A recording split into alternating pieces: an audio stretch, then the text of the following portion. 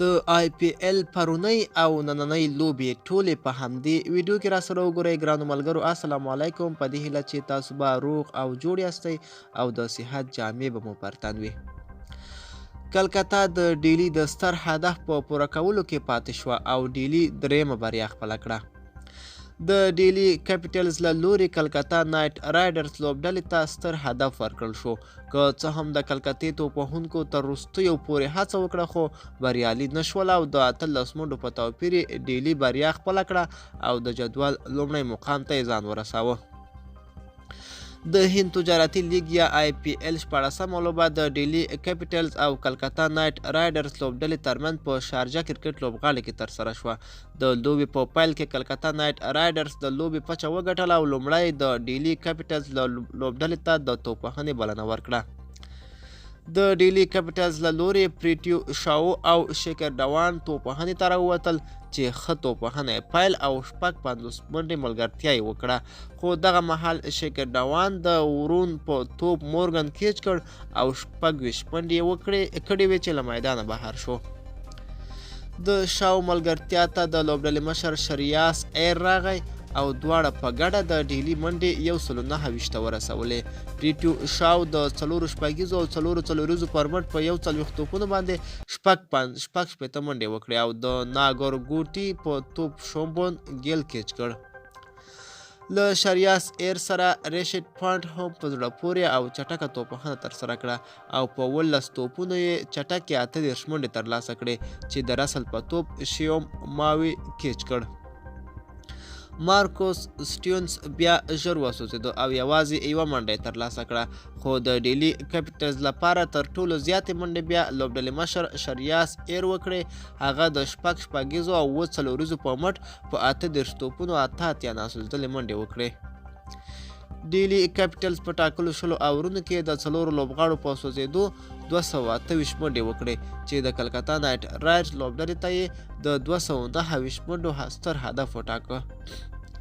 په وروستیو 15 اورونو کې ډیلی 28 منډې وکړې او 2 ویکټې یې ترلاسه کړې، یعنې په هر اور کې 15.40 منډې ترلاسه کړې. همداراز په 10 اورونو کې بیا د ډیلی رن ریټ 11.4 و. د کلکتا نایټ رایډرز له لوري انډر رسل 2 ورون چکروټي او کمیلیش ناګوروټي یو ویکټ یې واخیستې. د 229 منډو هدف په تعقیب د کلکتا نایټ رایډرز له لوري شوبمن ګیل او سنیل نارین توپوهنې ته راکوز شول، خو سنیل نارین 3 منډې کړې وې چې د نورجا د توپ ښکار شو. له هغه وروسته شوبمن ګیل سر نیچ رانا ښه ملګرتیا وکړه او منډې یې 22 ته ورسولې چې شوبمن ګیل د 28 منډو ترلاسه کولو وروسته د مشره په توپ پاند کیچ کړ او له میدانه یې بهر کړ. انډر رسل او دینش کارتیک ونه سوځېدل او له 14 او 6 منډو جوړولو وروسته د رباډا او پټیل په توپونو بیرته پولیون ته ستانه شو. همداراز نیچ رانا بیا ښه توپوهنه ترسره کړه چې د 4 شپږیزو او 4 څلوریزو په مټ یې په 15 توپونو 58 منډې ترلاسه کړې.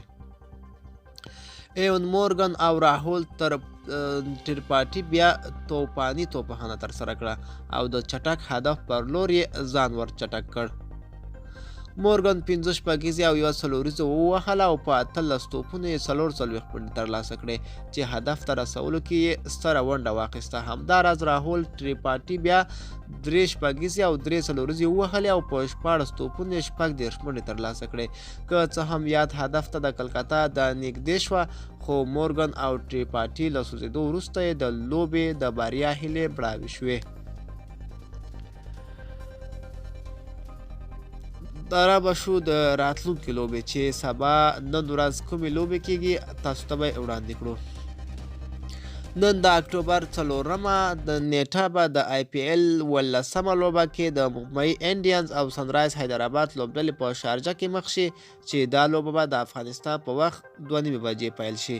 همداراز ورپسې به 18مه لوبه د کینګز 11 پنجاب او چنای سوپر کینګز لوبډلې په دوبۍ کې مخ شي چې دا لوبه به د افغانستان په وخت ماښام 6:30 بجې پیل شي. ملګرو دا به زمونږ چمتو شوی ویډیو د لا ښکلي ویډیوګانو لپاره زمونږ چینل سبسکرایب کړئ او تر بلې ویډیو ښه وخت.